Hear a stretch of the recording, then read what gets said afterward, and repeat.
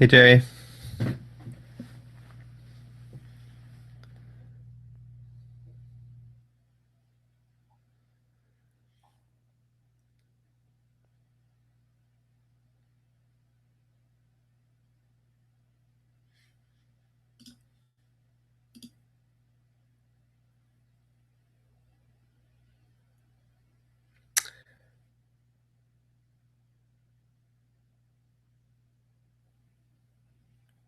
I wonder if you're in view mode and if there's a way that you can be in Hangout mode instead. I only see myself in the Hangout, but I see one viewer. Anyway, I'll get started. Um, First, I'm going to start with a focus question.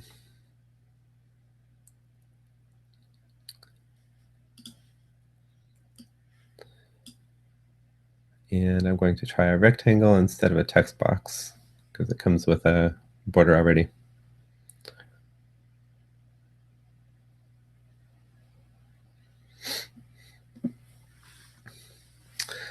Let's try bookkeeping and see if I can get you a better link.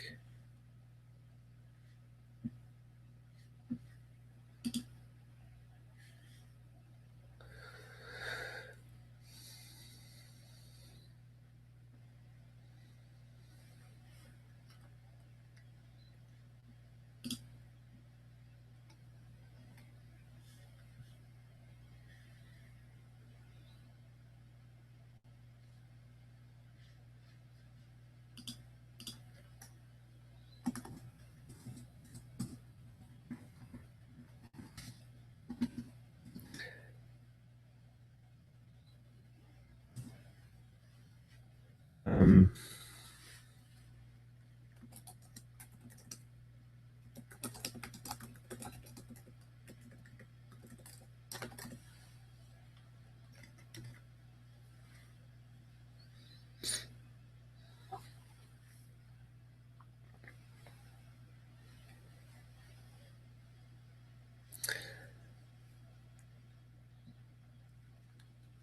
Hi, folks. If you're watching, try to load the meeting words page, and I've dropped a different link in there under Hangout link. And maybe that's the way you can participate instead of watch.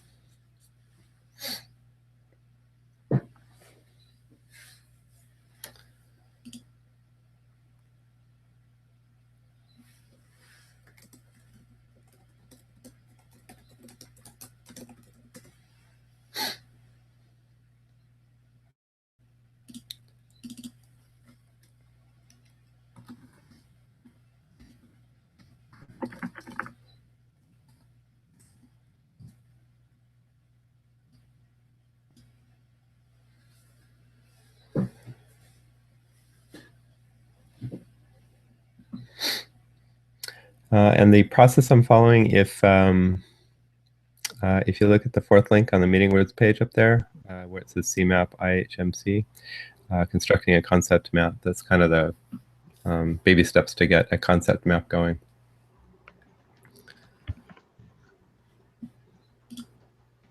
Hey, Jerry. Yeah, can you hear me now? I can hear you now. I can see you Brilliant, now. good. The link that you have in the meeting words works. The one you sent an email took me only into view mode. Yeah. So you're extra special and found the secret method to actually collaborate first. All right, cool. Cool.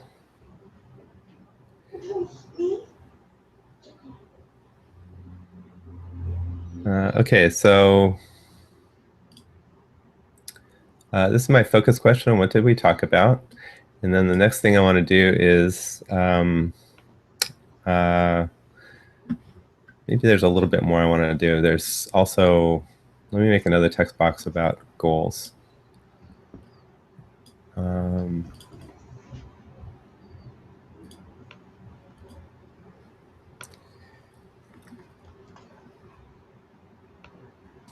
I'm cheating a little bit here, putting text in text boxes instead of making separate text boxes for them. But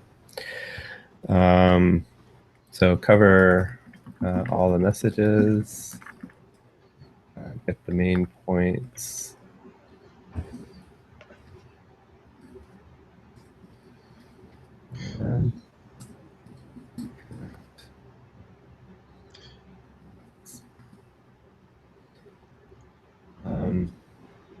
An anti-goal for me is, or an ungoal, maybe not an anti-goal. An ungoal for me is really understanding concept maps and topic maps and things like that. I'd rather just map the conversation and then come back and figure out subject of the conversation a little bit more later. Hey, Mike. Hi. Okay, so now I think, Mike, you might want to mute. You got an echo. Thanks. Mike, you might want to put a headset on or something. Or put a headset on, yeah. Okay, so now I'm looking at Steve's first message.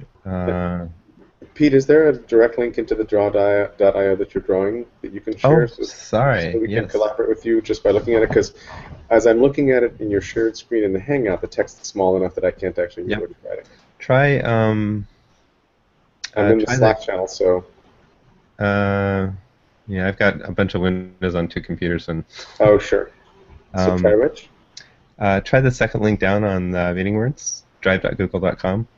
Okay. Oh, gotcha. That will take me into. Oh, I didn't realize that would take me in there. All right. Trying it out. Thanks. I'm interested if that's not working, then we should fix it. Gotcha. I don't want to keep going. Cool. Without it. And also, you might be able to switch it to. Other folks might be able to switch it to higher resolution. Although that's probably true of the YouTube version and not the Hangout version. I'm getting something, but it doesn't look like what you're working on. I'm getting a map the knowledge, blah, blah, blah page, but then the display is kind of... you know what I need? Yeah, it's not taking me to draw.io. Yeah. Isn't there a draw? Doesn't draw.io give you a link that you can share back out rather than giving us the Google Drive link? Yeah, this one's not taking me any place where I can understand what's going on. Let me poke around a little bit more. There's a way to share in draw.io, but it's kind of broken. Oh, okay. Or it doesn't work. Yeah, there you go. Yeah, Scott. This is it. Let's look at it.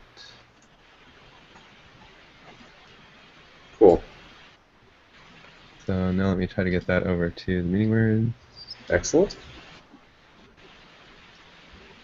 And I'm going to replace the link that's there. I don't know if that looks like it changed or not. It didn't. That's interesting. It's still the drive.google.com.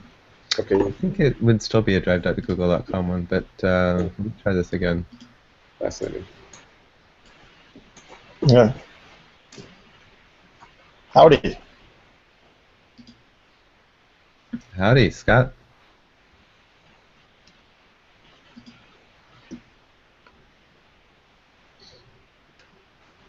You just step away for a couple of minutes. I'll be right back. All right. You know, the confusion I've got about sharing directly from Drive.io is the first time I tried this, it was on a Google Apps account, and apparently sharing is broken on Google Apps account. Oh, interesting. So I think that's the link, Jerry. All right. Let me see. The trick is to right-click it, maybe. You want to try to open it with.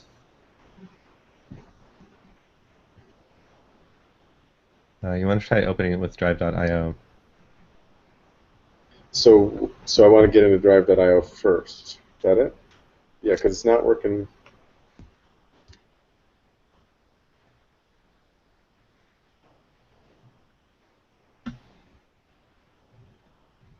Let's over to Drive.io. Huh. All right. Why don't you go right ahead? Sorry, I was trying to get us to collaborate through the document. I would really like to have everybody on the drive. Or as many people as can on the drive.io. So I think that's actually more important than the work. Okay. And I'm not getting drive.io is not taking me anyplace. Webpage is not available. That's weird. Oh, sorry, draw.io. Okay, that's what I thought. Okay. Although drive.io, somebody should do that. They should.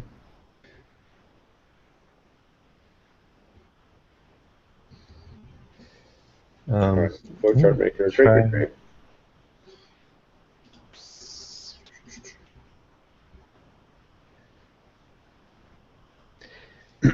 Yeah, what you want to do, I think, is if you just double-click the link in Google Drive. So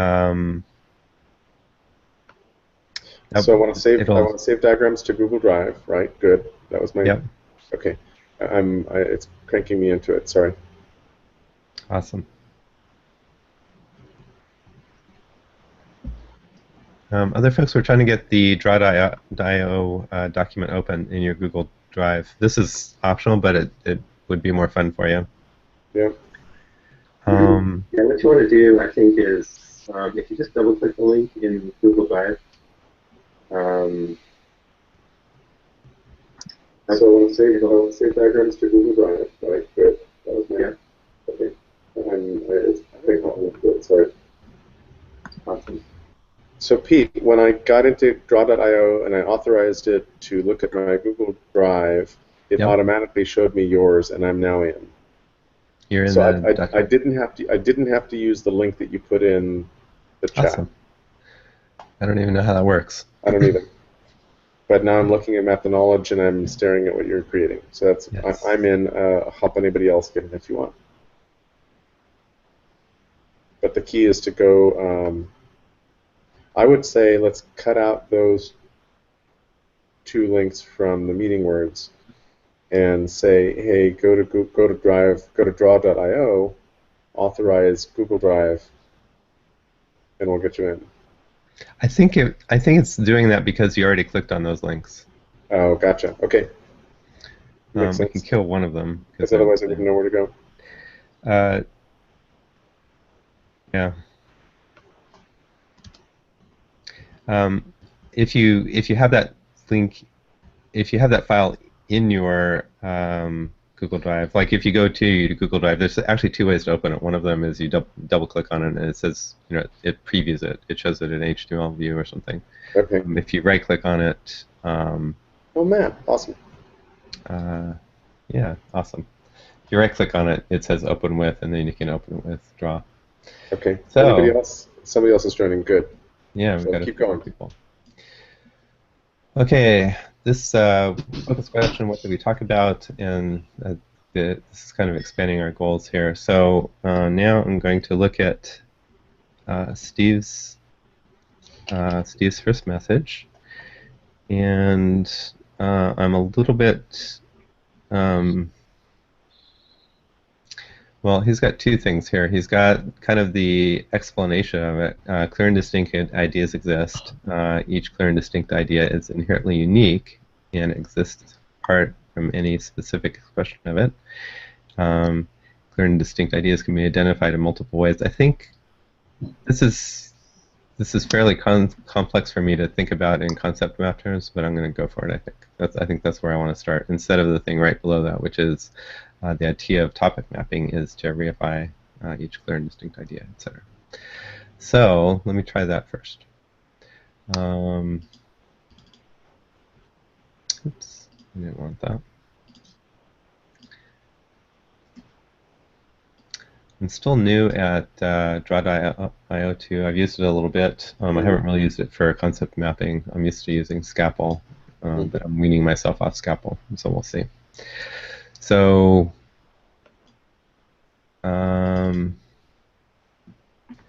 start with clear and distinct ideas.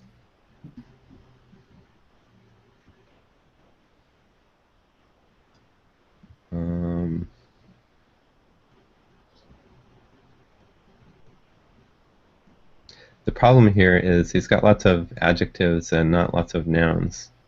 So I'm used to looking for nouns and let's do this a different way too. Let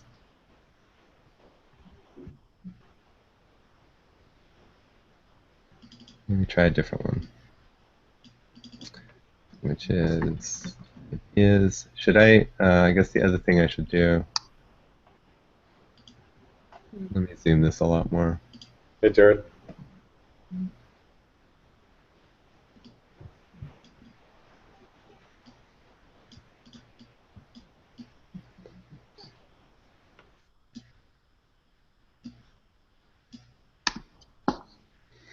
Okay, so ideas.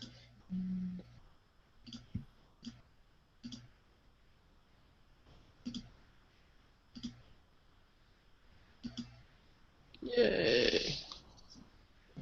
No.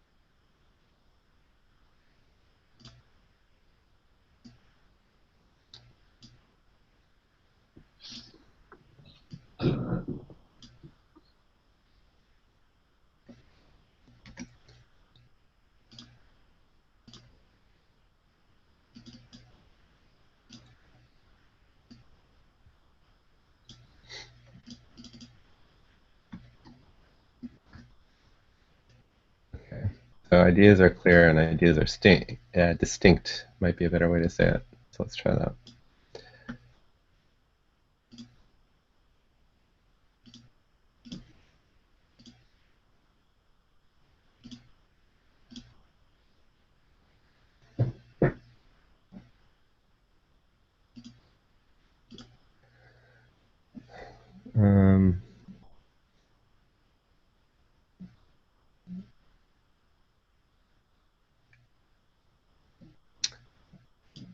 Okay, so then the other thing I want here in this idea of it, ideas are clear and distinct. How can I get this to say that there are more than one of this whole thing here?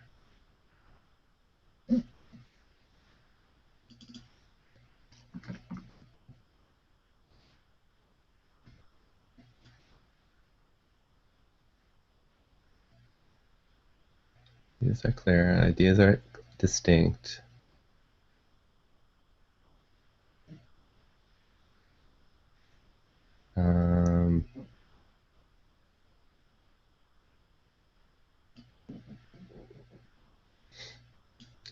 I can make this box big and make this clear and distinct ideas.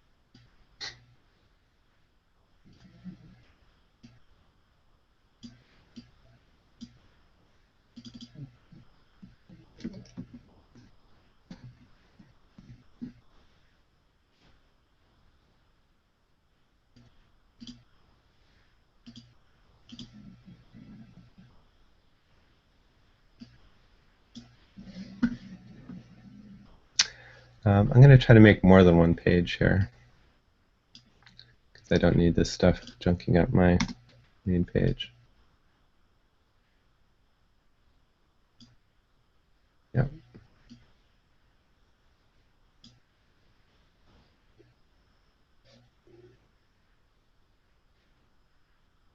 I don't really like the idea of pages, but whatever.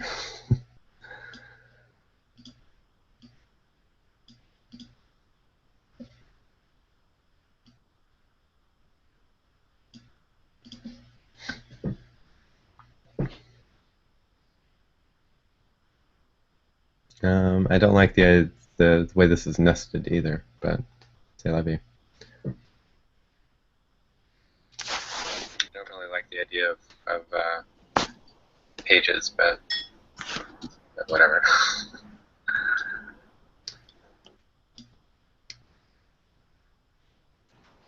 Kevin, yeah, thank you for muting. That echo is amazing. I've never heard a multi-second echo.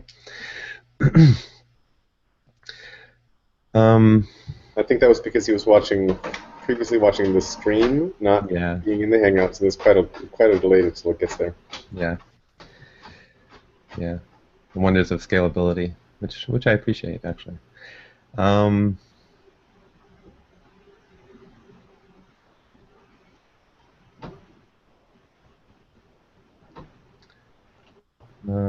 Let's see.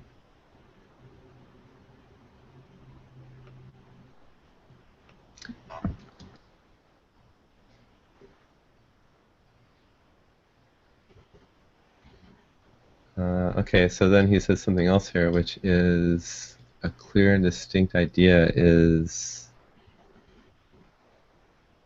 an expression which reifies the idea.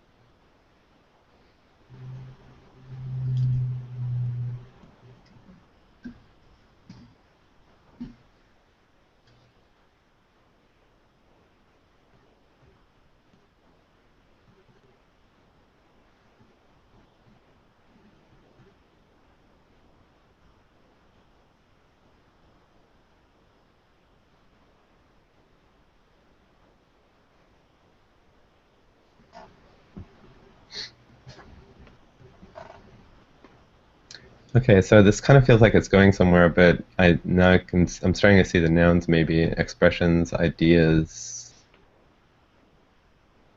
reification maybe. So anyway, a clear and distinct idea is an expression that reifies the idea. So now we have to do the multiple and topic maps. So let me start trying to draw this again, I guess. I'm going to switch to text nodes maybe. We'll see how that works.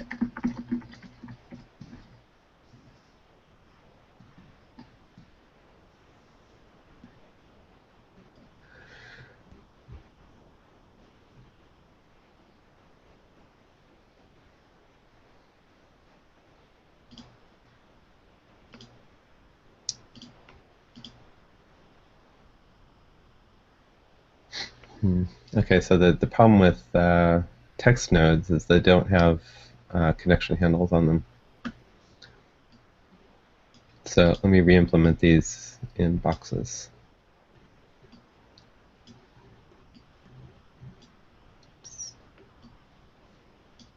I guess I can, well, I want to move it over here.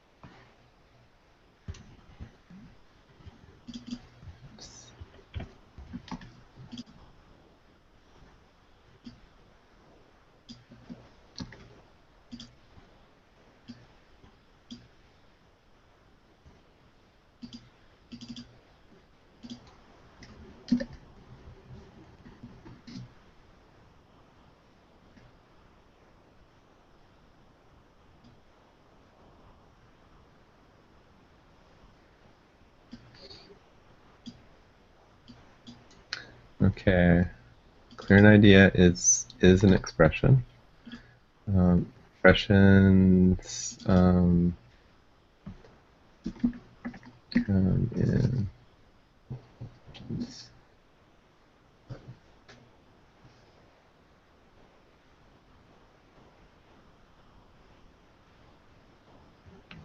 So an expression is a reification.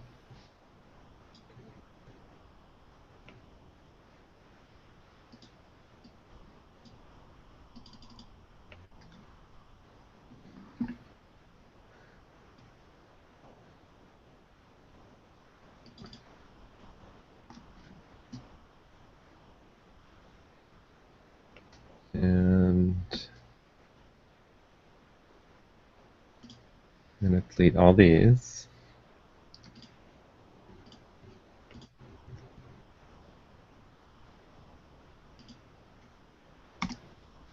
And move this stuff over to the next page over.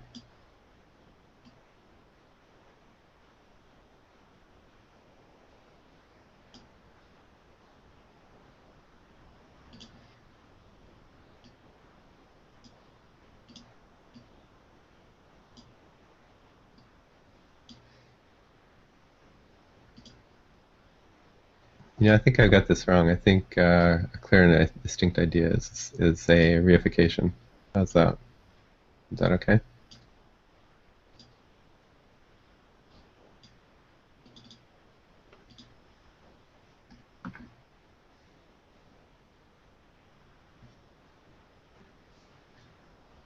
Do you say it that way, or am I making it up?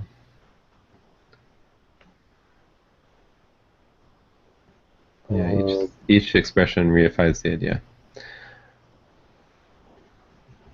So reifications and expressions are kind of the same thing.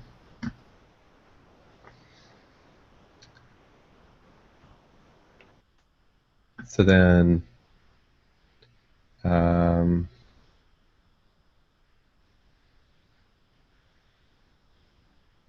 going to skip context for a sec because I'm excited to get to topic mapping.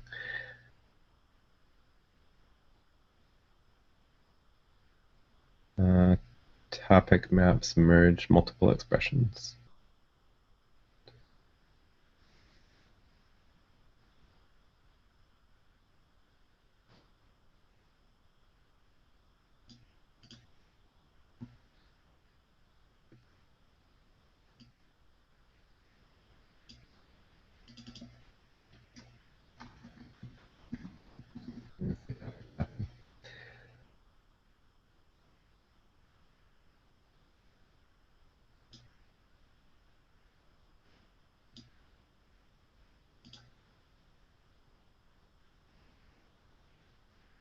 Somehow I've got an extra arrow in there. I don't know how that happened.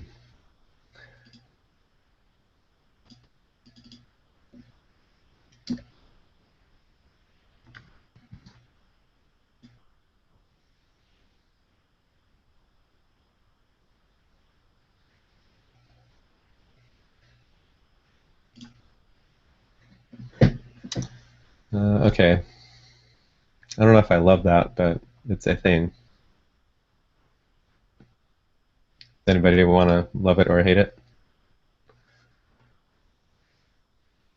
For me, the primary thing that's missing is that ideas at some level come from our interactions with physical phenomena, and they end up being an approximation of some pattern that we see, but it's always an approximation. So even the basic concept of separating one thing from another, though it's a useful concept, is always at one level inaccurate, right? Because it ignores the flows that are actually happening that we are choosing to ignore.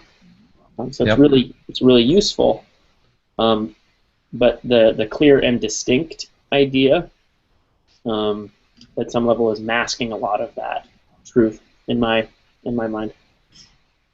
So I like where you're going, Matt, and I'm going to say I'm going to say an idea.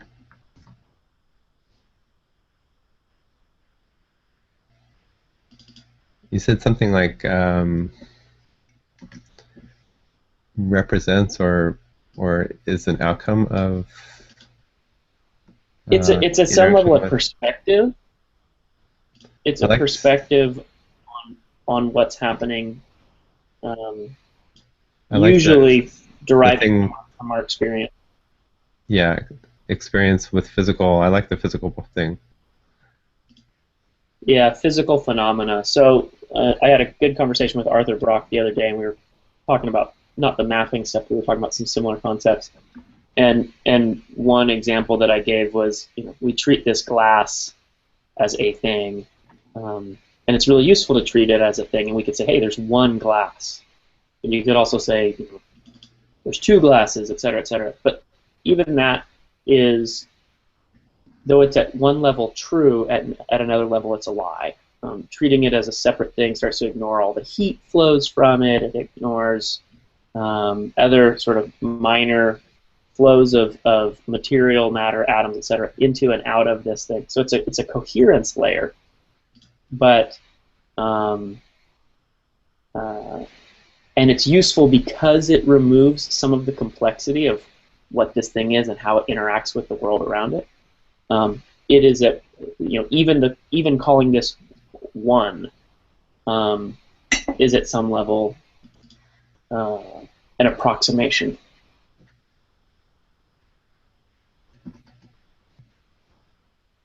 I don't know if that helps map this stuff. So I apologize if that throws a big wrench into the clarity that was emerging here. I actually like it a lot. So is this kind of fair? I feel like an idea derives from interactions with physical objects. I feel that didn't capture what you were trying to say very well. I generally think of it as physical phenomena because it's Physical phenomena. That's what I was going for. Yeah. Yeah. Because you end up having these patterns that end up being very abstract and kind of removed from the particular movement of atoms, but we're able to see. We are able to sort of observe and notice. Oh, this is how crowds behave, or we're able to come up with concepts that see things that feel very divorced from the actual physical world, but at the same time are informed by our. Hey, Shooty, I can't hear you. That's weird. I can hear him really well. Yeah, I can too. Yeah, we're all hearing Shooty. It must be at your end. Or Sorry, it's the wonder of Google. Google has selective hearing for Scott.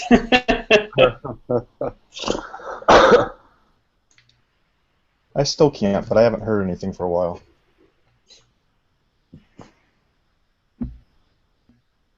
But you're hearing the rest of us, Scott? Sounds like no. Yeah, sounds like no.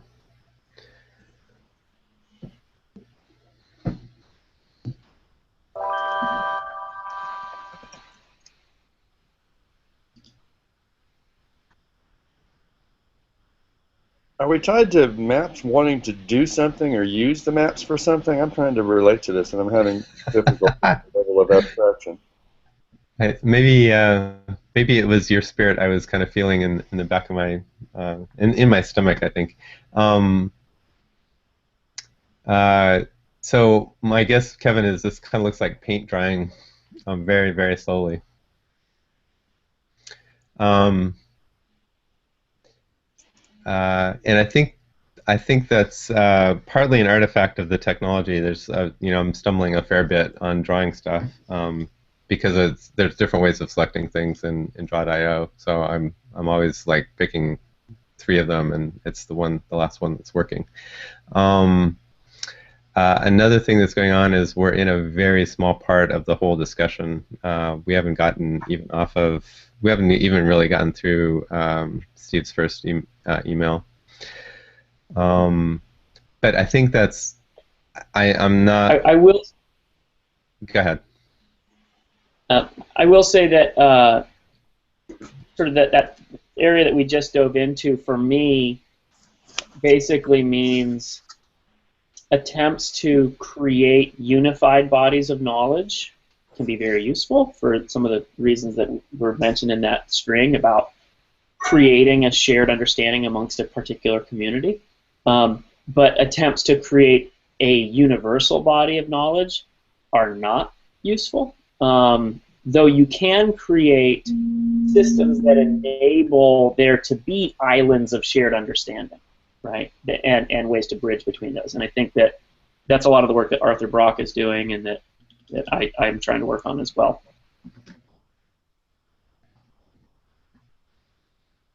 I'm down. And at some level, that has to do with the fact that each of us ends up understanding the world at the end of the day through our own little, wetware. Yep.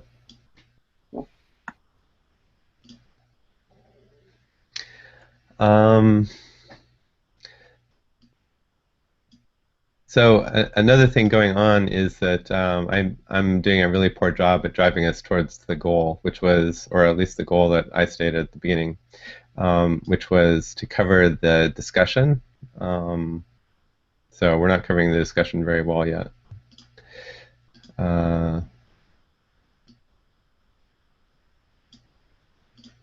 Which, I don't know, maybe is okay. It's a pretty amazing experiment in just the technology and getting that working. And this is a nice map. And I like the superstructure that Matt and I started on here, even though we didn't finish it very much yet. So I'm also going to say clear and distinct ideas can be a subject proxy. And then subject proxies.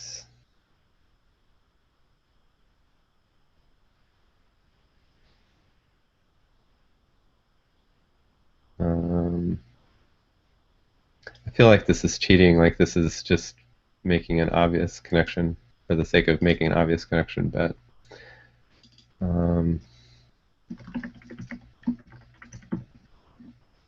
maybe it's not trivial.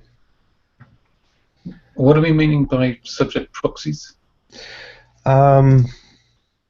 This is so I'm looking at Steve's first email in this thread. Has the subject line, the data collection meme. And he was following on from the discussion that Doc and Judy were having. So he introduced the idea of topic mapping in that, and topic mapping uses subject proxies basically. So a subject proxy is kind of a clear and distinct idea, and when you have a bunch of them, you can use topic mapping to go, okay, this subject proxy and that subject proxy are kind of the same, and we can map them together. Great, thank you. So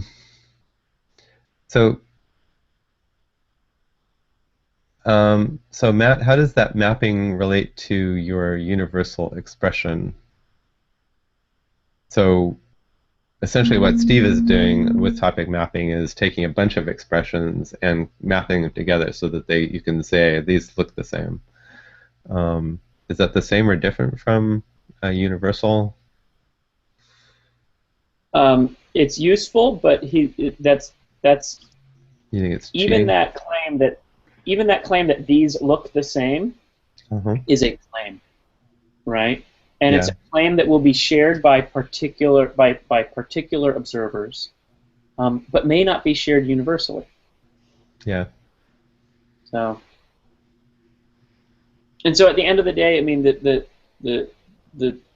main issue is that knowledge is both personal and social, and depending on your context, those two things may be replaceable, one for the other. They are identical.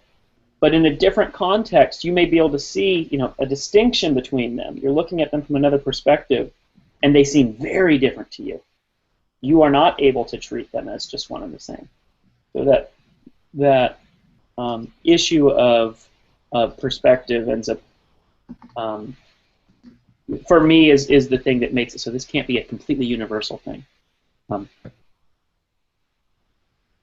I had a conversation with Mickey McManus a little while ago about this, and they've been working on knowledge management systems for a long time, and And he said, we've got some stuff that basically has to do with, I think the word he used was phenomena and fact or something like that. But it was basically, there's some things that are opinions or that are sort of claims, and then there are other things that are facts.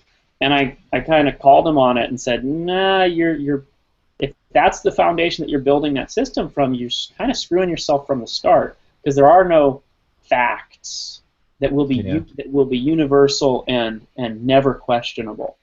But at the same time, there's a benefit to treating things as if they're facts, because it allows you to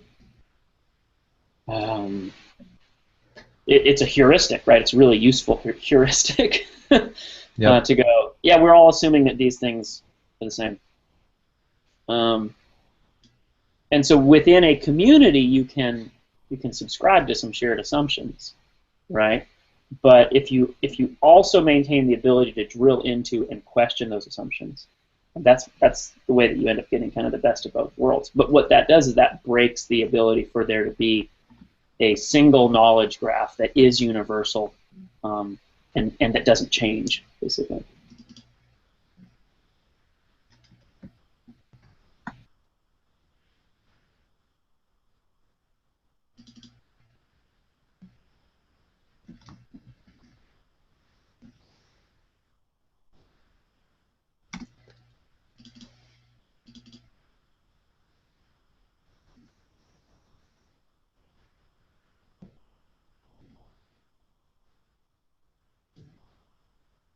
So I think I could, I can kind of feel a connection between this little subgraph I've got here and the topic mapping thing.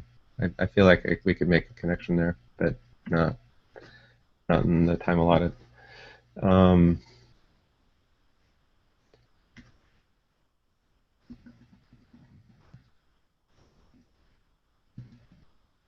And this is like the beginnings of a concept map. It's starting to get shaped like a concept map, but I don't feel like it's a good concept map either.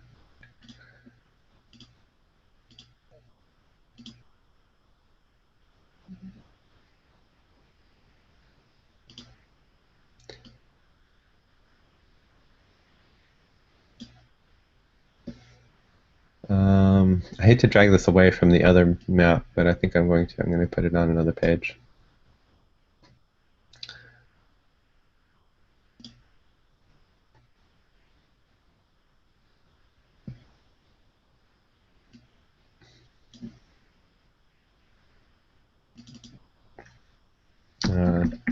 That also said community, which I like. But I'm not sure. Well, I could connect that to social, but we can wait too.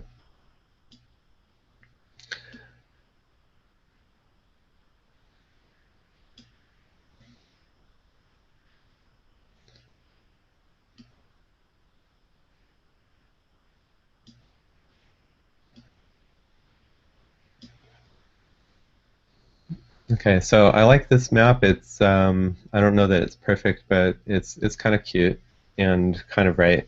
It feels like one of the things with concept maps is you kind of get to a concept map and you look at it and you go, okay, this is kind of what sounds right, but it's not exactly right. So I think there's one of the things in the concept map community is that concept maps are never finished because you always want to go back later and tweak it. This one could be definitely tweaked. I think I kind of wanted to stay to an hour, but I think also I'm having fun and I'm not fatigued or anything, so I think we should go a little bit longer. I'm going to go a little bit longer, maybe another half hour or something past 8. And something I'd maybe like to get to do is pop up a level and try to get more messages instead of deep into one message. So maybe that's a thing to try. I'm going to zoom way out and see how bad the pages look.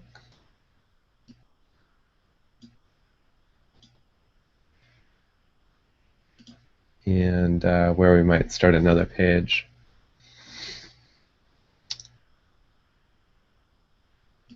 Um,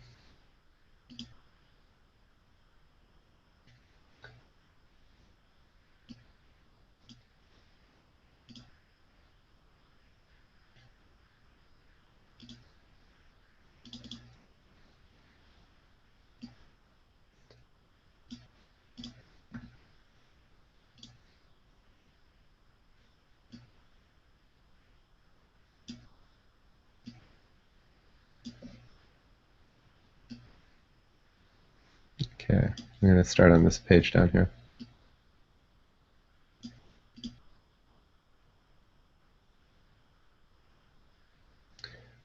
So my idea for this was to kind of do topics, or maybe topics is a bad word, but things from each message. So in Steve's message here, there is clear, distinct ideas, maybe, and topic mapping and subject proxies.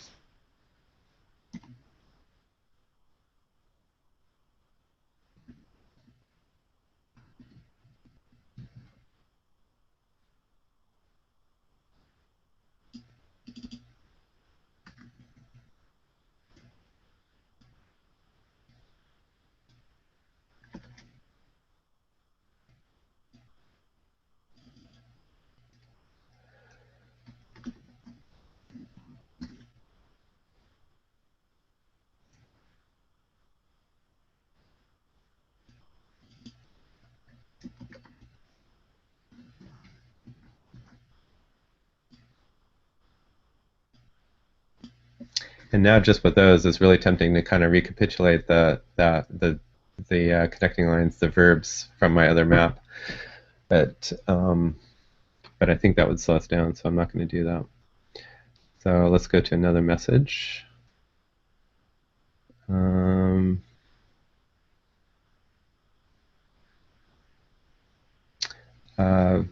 Marie's message is basically just kind of a like, but I'm going to pull out of it philosophy.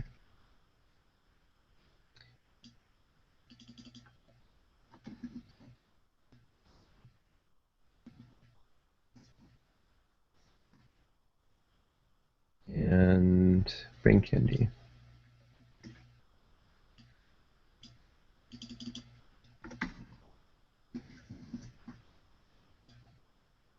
And on to the next message.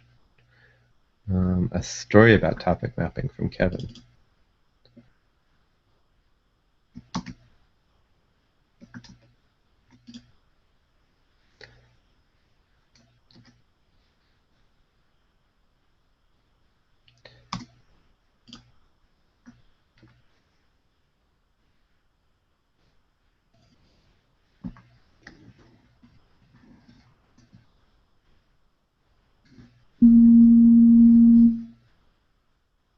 And I like a bear of a different sort of brain, but that's, I think, a meta thing and not actually part of the main stuff.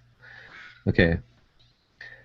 So then Steve goes into a story, maybe.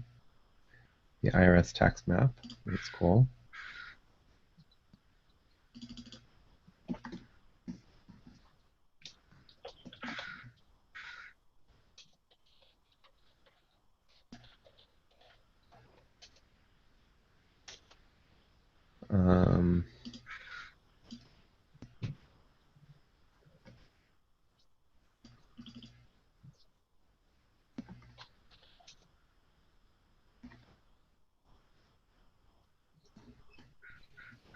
IRS perspective too. And US tax code.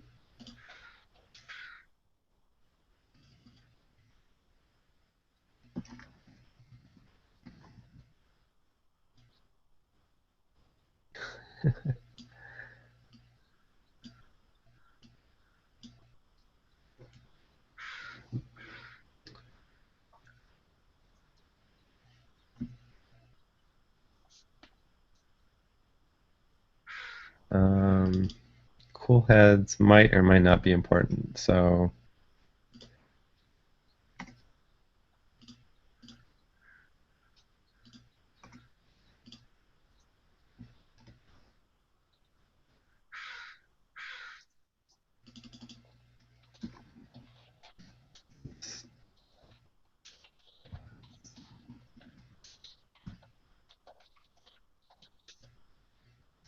Makes me think that we need Steve Newcomb in here too.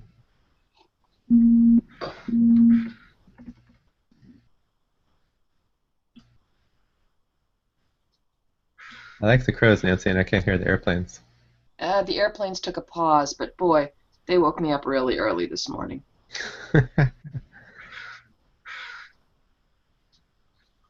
So someone want to give me a, like, 2-sentence where you're at? We've just gotten to topic maps. So you spent 54 minutes on something else. We spent 54. Well, we spent maybe 20 minutes kind of getting the tech going, and then we spent another 20 minutes making this map here, which is just like a couple paragraphs out of Steve's first email. So the first one was mapping the mapping. Well, and that came out of this multi-nested map, which kind of terrifies me and amuses me at the same time. And before that, we started talking about goals and our focus question. What did we talk about? And then cover all the messages, get the main points out of them, and connect the dots. So that's what we're finally starting to do now that it's closing in on the hour. But I'm going to go another half hour at least, I think. I like how I can have different pages here and kind of scroll through them, and they're like whole different chapters. On the other hand, I'm getting a little scared here that I'm getting too many things on this one page. And when I start drawing lines and stuff like that. So, just curious, you're the only one who can manipulate this right now?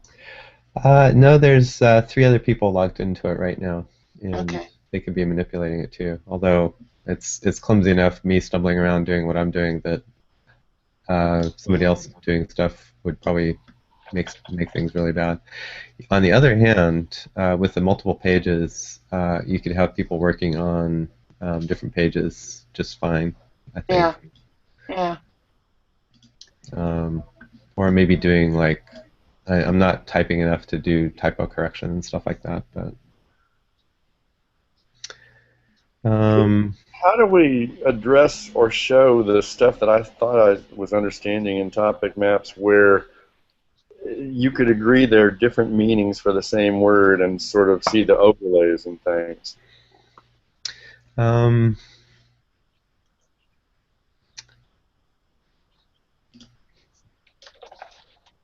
Let me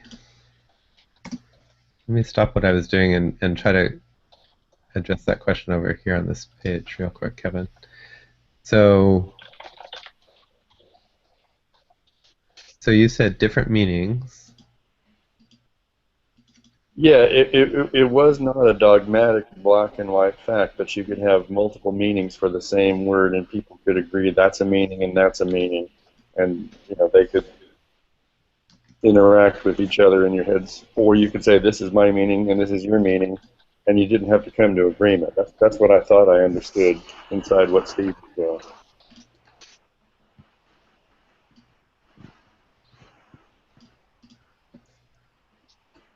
I may have totally misread the whole thread, but no, that's a good one. That's more or less. Since I'm trying to map and not trying to figure stuff out, I don't know that I have a good answer for you. But let me give it a shot real quick. Basically, the topic maps is a way to kind of get the shape of one like specific kind of topic mapping does exactly what you're saying. People have different meanings for the same idea, different ways to say the same idea, and if you kind of draw the idea out and draw the other idea out, you can kind of map between them and say, look, they're the same.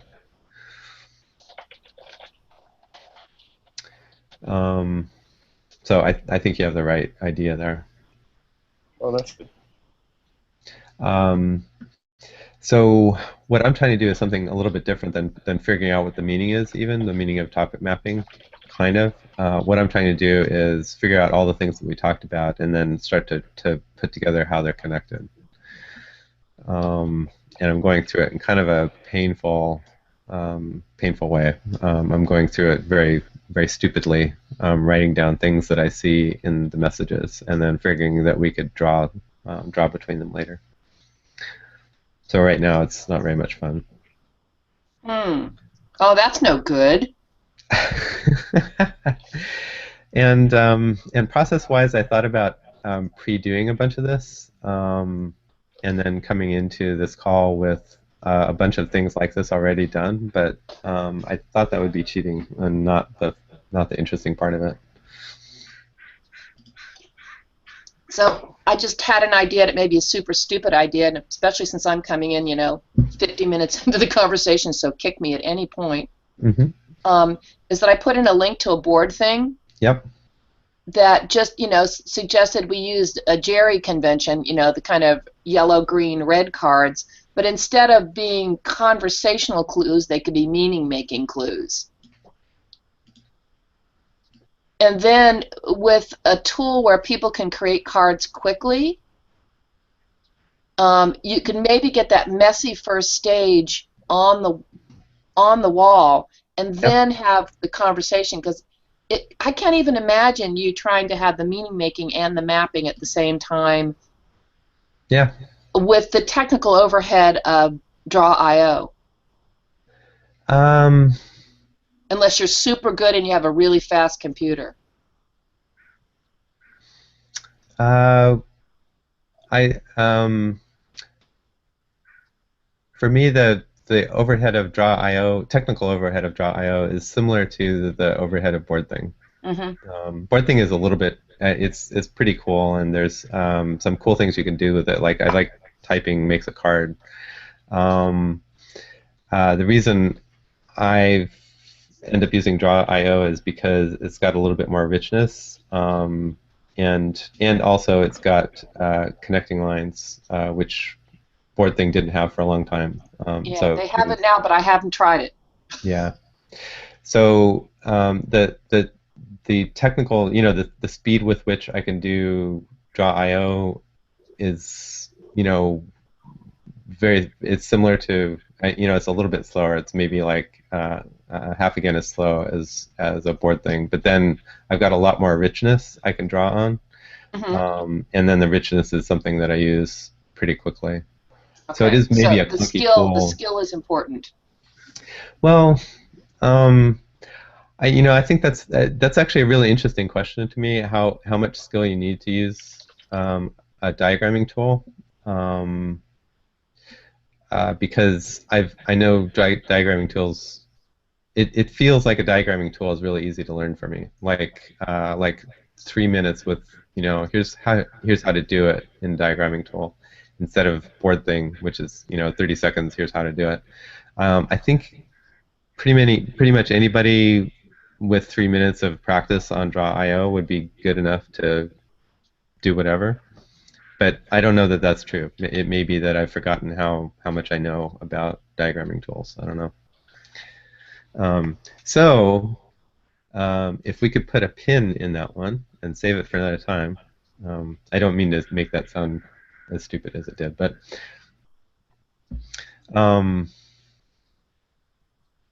let's. But I actually do want to come back to that one, Nancy. Okay. Either offline or in another inquiry call like this. How easy a diagramming tool is, and also how fun BoardThing is. I love BoardThing.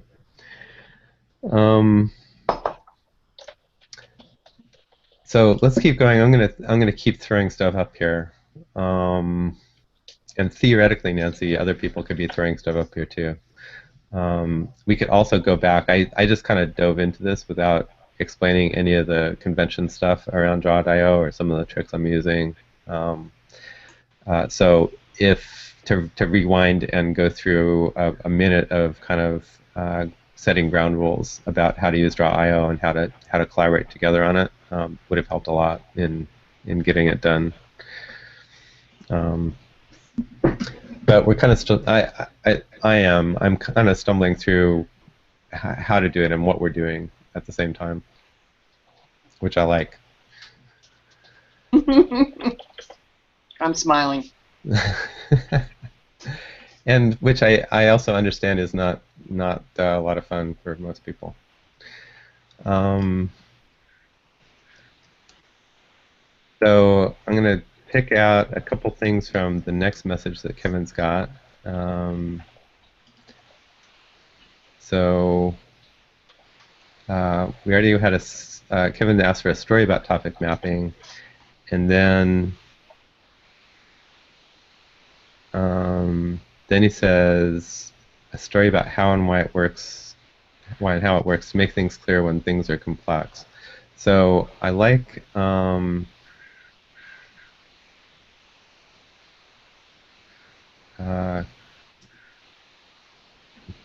things and clear things.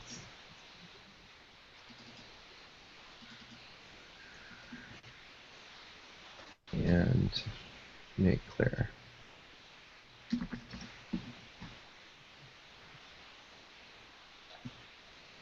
You know, here's another board thing. So not only am I making connecting lines, but I'm making labels on the connecting lines. Okay, so another message. Brian Bellendorf brought in Wikipedia.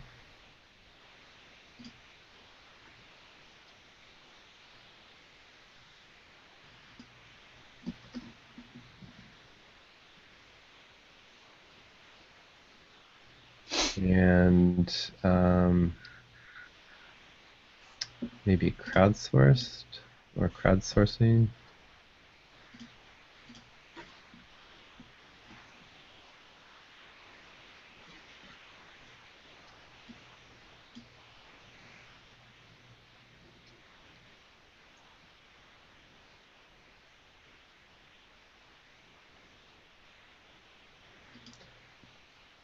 I really want crowdsourced to be a verb, a connecting line, and not a noun, a box.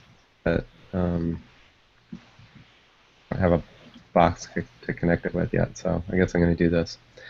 And then we get to pull in NPOV too.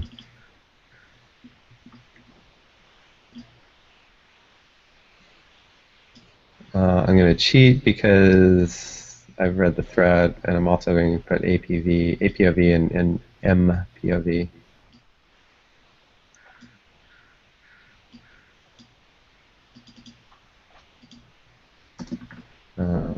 All points of view, multiple points of view.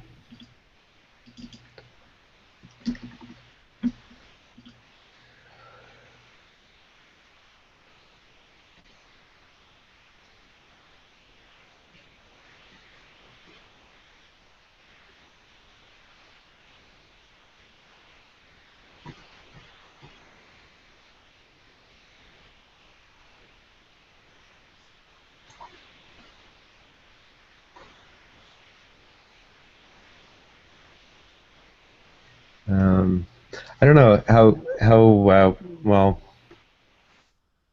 to get the messages I did. I grabbed the things that were all kind of in the same thread, even though they got different subject lines, and then I'm going through them in date order right now. So the next one up is actually a really dense one from Steve, really great one, really dense one. So it would take 5 minutes just to go through it. So. Well, Steve, I appreciate you doing that. I just want to sort of, from my standpoint, doing this on this sort of scaffolding level means we can't really talk about the meaning of the thread. Yeah. Yeah. Okay. It's just that. So meaning is a casualty of this technology. But, you know, that's awesome. It's not a casualty of the technology. It's a casualty of the process. Okay. And it's also, it's not really a casualty as much as it's just going to come later. Okay. So, and it's kind of out of scope of the time that we've got. So,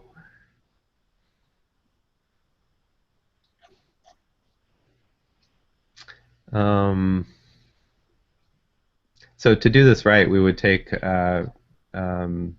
or 8 or 12 hours together. And the first hour or two would maybe be this, instead of doing this with the technology, we'd be doing this with sticky notes and whiteboards or something like that, index cards, and thumbtacks or something like that. But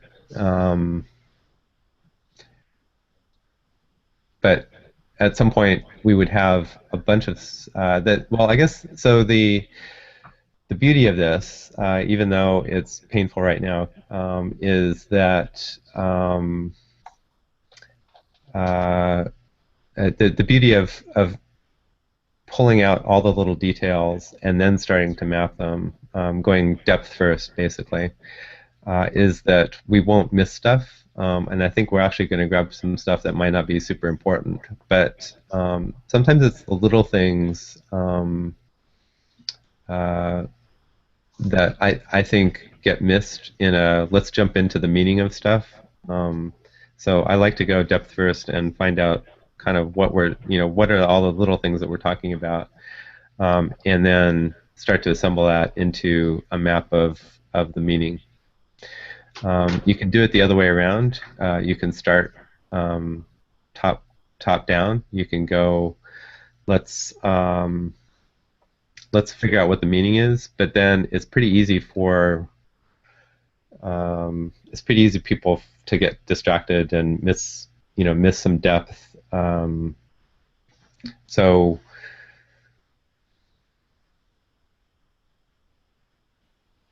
okay.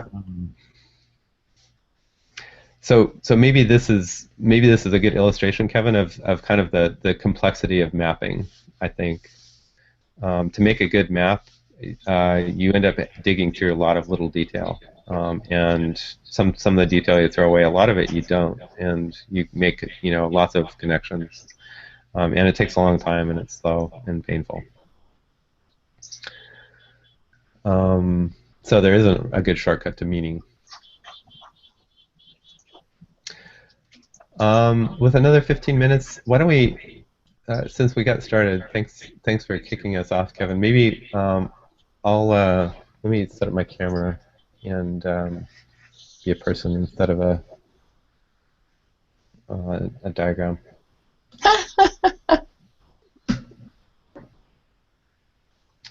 Hey, everybody.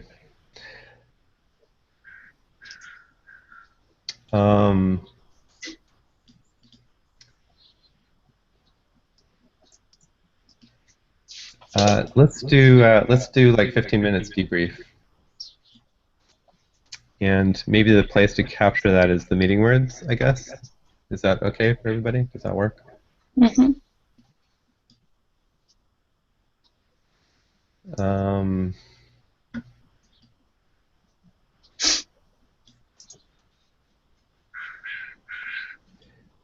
Board thing actually would be a little bit easier, maybe, or better. Maybe enough people are in board thing that we can do it there instead. Does that make sense?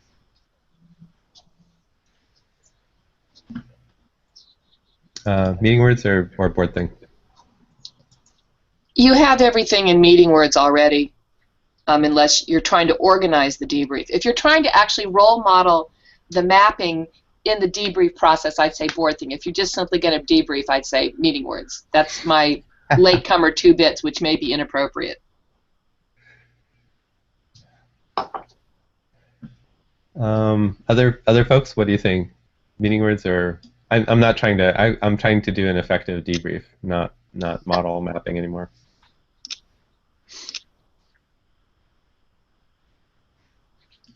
Jerry's is that wavering or waving? Yes. That was wavelengthing. Wavelengthing. Jerry says meeting words. Let's just make a decision. Okay, cool. Let's do it there. Jay's also already got the header at line 31. So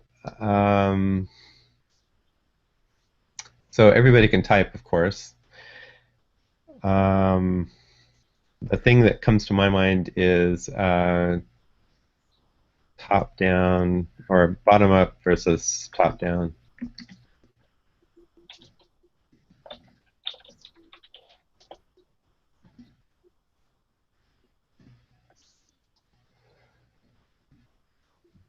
So for me, bottom-up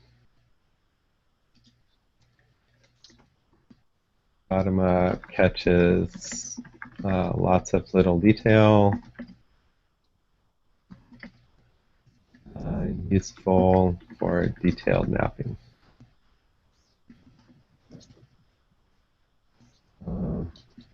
Bottom-up goes really slow.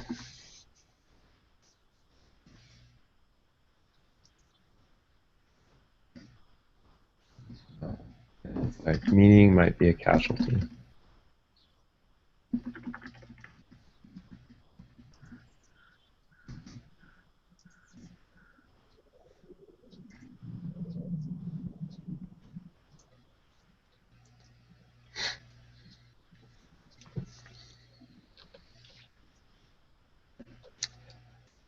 Kevin, what do you think? You're muted. Okay. I was saying that bottom up, if it's a process where everybody's using Post-it notes around the room, is a different experience than watching somebody drive an abstract process. So it's also how people are engaged around the top down or bottom up. Yep. The problem with the top down is often you can get loud voices and you miss things, or that kind of thing. So the bottom up, if it's an interactive, collective process, it's different than watching somebody be abstract. There's a question I've got, which is I've been experiencing a lot of Post-it filled brainstorming meetings where good ideas show up during the sharing part, and then somewhere in the boiling down, distilling, clustering part, all the interesting outlier ideas die, and they don't make it into the main room at the end of the conversation. So you get this flurry of interesting stuff, and then things die. So that's a couple steps sort of lateral from where we are doing this, but I think it has a lot to do with keeping the Minority Report alive and being thorough and understanding different meanings about different things. All those things I think factor in, but I'm very interested in how we can make more productive meetings where the good minority ideas don't just get stamped out. So I'm going to put a link to one that I've been using for that very process, Jerry, because I agree that strongly. I've seen this happen where a lot of money is being spent to bring a lot of people into a room, and everybody's all excited, and I don't think people even notice that the good ideas that are small die. I think that's just going by the boards, and it really troubles me. Yeah, there's something about, now let's get practical that kills it. There's some decision or something.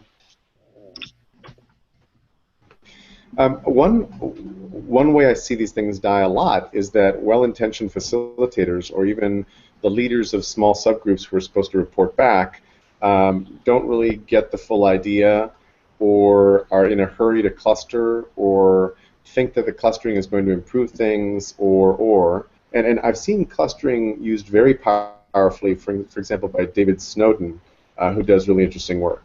But that was a real exception to the rule. He was trying to do something by doing clustering upon clustering. Mostly, though, I see that this winds up just digesting ideas poorly. And the metaphor I use is when there was a breakout group and something interesting happened in the breakout group, it took a little fanning to get that fire going. And what happens in the large group is somebody needs to be responsible for blowing the sparks back into that little fire so that the fire can come back to light, and that fire goes out. So I don't know how that works for anybody. I think there are power things around that in a group, too. One technology I saw used really interestingly a bit ago was that you didn't know who was speaking, and so you didn't refer it to that person in the room you're used to listening to, but it was text up on a wall with a conversation. So we had an employee who was the youngest person in the room, who was a female, who she said she had a bad hair day, and she won as the top idea, whereas in any of the other things, her ideas wouldn't have been on top. But I think there's some of the social stuff around that. And that was just an interesting place where, someone who wouldn't have been listened to as much, the youngest person in the room having a bad hair day, became the star. I can relate to that. I obviously am white and male and can be more assertive, but because of the way I interact, I'm quiet and have trouble interacting in a large group. So I will often not be heard in a large group. And it's nice having a way, a different play field where I can interact better. At some point, I'd love to get into anything on how and why topic maps work, where you can have different meanings for the same words. Everybody agrees their meaning is really their meaning, and it's not like the same meaning, but it's still an okay meaning of the word, and that, over in my county, this word means that, and over in your county, that county, this means that, but we still share the meaning of the word. All that stuff was really interesting. I'd like to, anyway, I'm going to have to go in a few minutes. We're packing up to leave. Yeah, so Kevin, what you just said was sort of at the heart of a lot of the really interesting process from a Scott Peck community building workshop long ago, because part of his process of getting out of chaos he called emptying, and it involved very much telling small stories about, when you killed the bee at the window instead of trapping it and putting it outside, that brought up these memories for me about whatever, and this is what it means. And it's really all about not just sort of the meaning of a word, but reactions to things, and that led people toward being more open to what each other thought about something or how they felt about something, which was great for the meeting. So when we're busy using technology to try to intermediate, I think we run the risk of running the opposite direction, because the words look harder when they're in a rectangle with an arrow pointing to them, and they're a little bit hard to move. So I fear that our attempts to improve the process with technology might, in some small ways, backfire in meetings.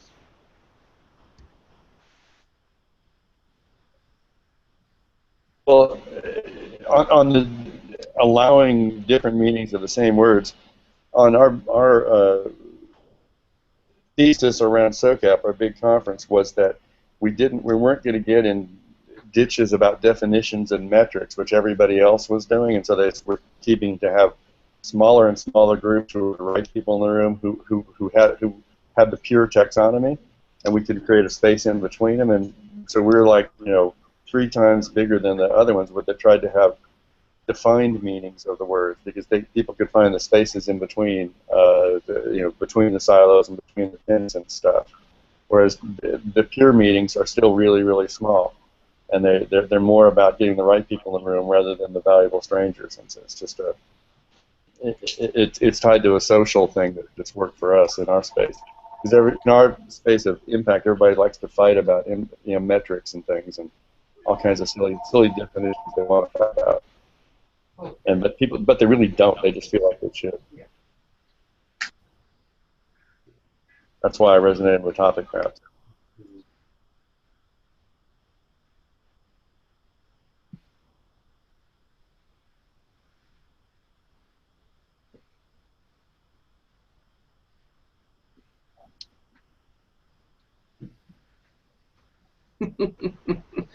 Anyone else want to jump in? Yeah, you've been talkative. Who else?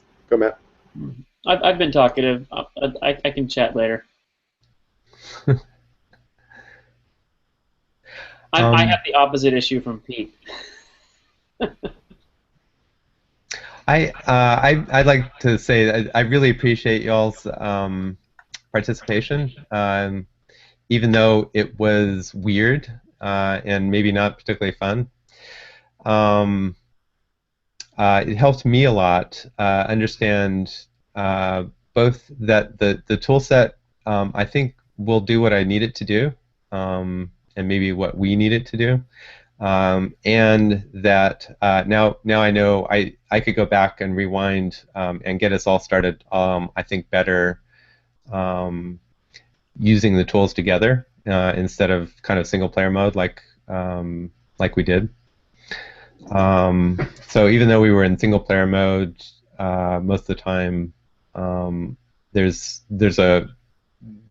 we were really close to being in multiplayer mode, and I think we could get there. I'm interested actually to talk to a little bit more to Nancy about and whoever else about the friction from Draw.io. So obviously I would love to do this a lot more in person with living and breathing together in the same room and paper and pens. But the technology is pretty amazing. We got through the pieces are all there to kind of do this together online, which I think is really cool. So probably a smaller group. If we had a smaller group that did a lot of the kind of harvesting of stuff into a diagram, and then we came in and everybody could use the diagram all at once. This might have been pretty cool, and would have been the thing that I like that was different from this conversation. Maybe it wasn't a conversation, maybe it was just me kind of blathering, but the thing that I liked that was different was that it was different. It wasn't everybody getting together and even a hangout and talking together. Getting some more bandwidth to be able to do the collaborative mapping is something I think is really important, and it's hard, and it's been hard. So I can see that we're really close to being able to do it. So thanks a lot. I appreciate it as an evolutionary step. Exactly. Yeah, and, baby step. And it feels to me like in order to enable that parallel processing to happen as part of this, where people can go and break out and work on different portions of the map, on the video side of these tools, that sort of digital unconference model, the ability to have breakout rooms, or even it could even be breakout audio feeds where you're able to selectively publish your audio to specific people, and they can mute / listen. That can enable portions of the group to be working on one thing without being distracted by the other people working on a different thing, but then still coming back together when necessary. Just having a thought on what Jerry's comment around the good ideas getting left out, and that actually goes back, for me, it goes back into the heart of trying to think about topics and the structure of topics, because for me a lot of it, a great deal more of it, is actually about what the definition of a topic excludes rather than what it includes or says it's including. So a statement that something is a particular area of concern can just as equally be about actually walling something else off, as much as it is about actually talking about the topic itself.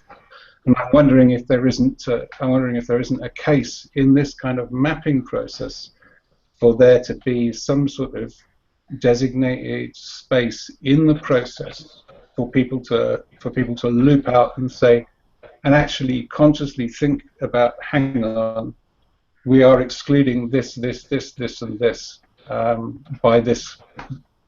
by implication. I'm thinking kind of like what Kevin was saying is really interesting about people not knowing who was actually putting stuff up. I think that's really interesting, and that takes me right back to when Michel Foucault nearly got thrown out of the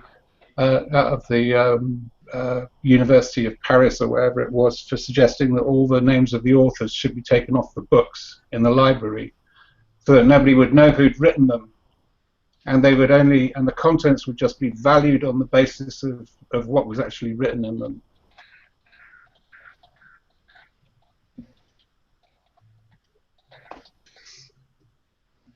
Just a thought.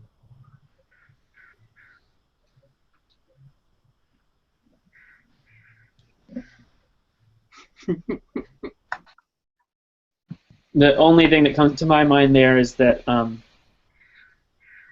in losing the identity of the author,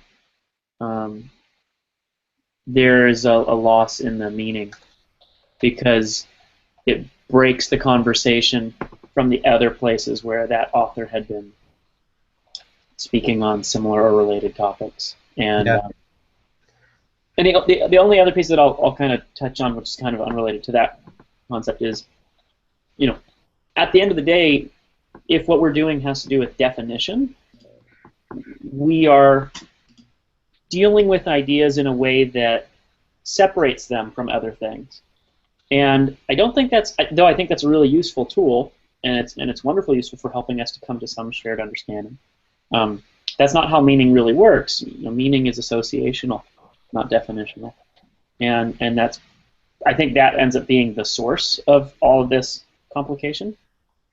And I'll come back to it again. I do think Arthur Brock and crew are working on a pretty interesting, I think they're on sort of the right approach for dealing with this stuff. And at one level, when you do have different groups that are using the same words for different things, you end up needing layers of signaling to help you understand and navigate that. And so that reputation and GitHub style forking and all that sort of stuff ends up starting to become useful tools for enabling that bridging to happen fluidly. But the tools aren't there yet, in my opinion. I've got another thing to chuck in here, which is something an idea I've been fooling around with actually for a really, really long time, which is that in any given conversation amongst a group of people, the meaning of a particular terms and words is dynamic and negotiated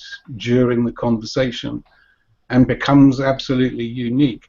And that the conversation is itself, that given conversation, given space of conversation is itself a unique occurrence with unique meanings, and that can never be replicated. So it's like when Joni Mitchell was asked what the difference was between the performing arts and the painting arts, she replied, well, no one ever said to Van Gogh, paint a starry night again.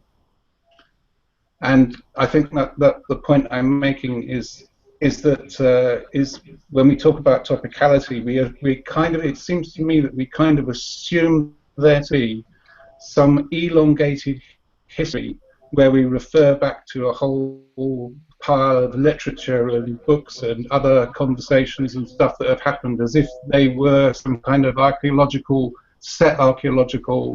basis on which we're having a conversation. But I actually think that the conversation, when it happens, is entirely unique, and the meanings within a given conversation in a given time space are also pretty unique, although they have enough commonality for us to understand each other. So hey, what do I know? It's funny because this evanescence of meaning can be completely defeating for anybody who wants to be concrete and wants to get things done. On the other hand, I think it's completely realistic because meaning is in some sense sort of fractal and evanescent. But then you get to the point of, well, what do we want to say anything or peg anything? And on a mailing list I'm watching right now, there was a big discussion about the term millennials. And this is Michael Dilla's overlappers list. And Dilla doesn't like the term millennials. And I'm like, you know what? I find that there's behavioral and attitudinal differences between generations, and I don't mind millennials as long as you don't take it as some kind of gospel and let it limit what you're doing. But that was just one example, one word that spun into a whole long discussion. So, Mike, I totally agree with what you said. I think part of our discussion here is how do we make shared meaning together that's meaningful, at least within some context, but durable, so that we can refer back to it and then make progress somehow. Make progress. I actually think it's kind of like exactly the same as actually in abstract as the nature-nurture debate. I think the debate is actually completely illusory, and that nature and nurture are intimately intertwined with one another 100%. So I think that I think that the idea that there is a dichotomy between evanescence and some kind of continuity of meaning is also more apparent than actually real. The evanescence and the continuity actually complement one another. But for me, I don't know about you guys, but for me, a really good conversation like this one is both evanescent and also relating back to lots of other stuff which has gone before.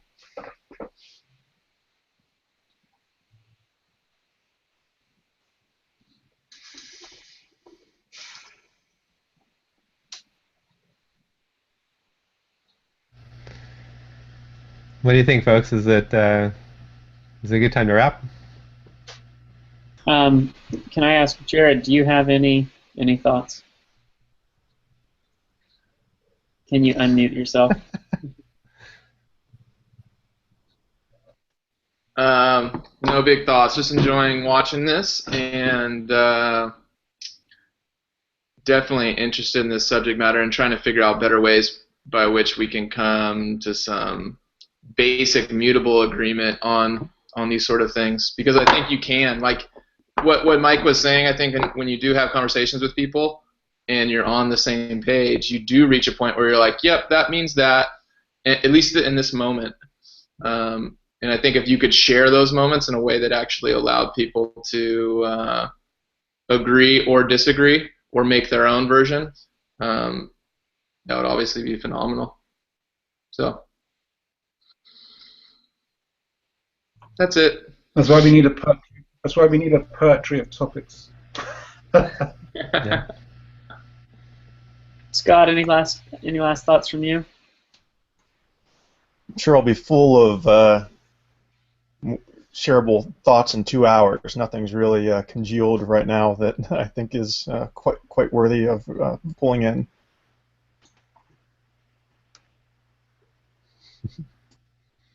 Yeah. Guys, you guys can do this time of day anytime because it's 3 o'clock in the afternoon here, and I'm good with that. But I have tremendous admiration for you getting up and talking about this stuff at 7 o'clock in the morning. Everyone in California, hats off to you guys. Really, someday. Whoa. It's either smart or really stupid. We were pretty certain that time wasn't booked.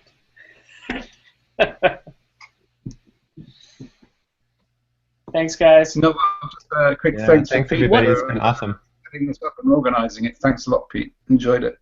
You're welcome. And is there a way, if we do this again, can we record it? This should be recorded. Okay, great. Yay. Thank you, guys.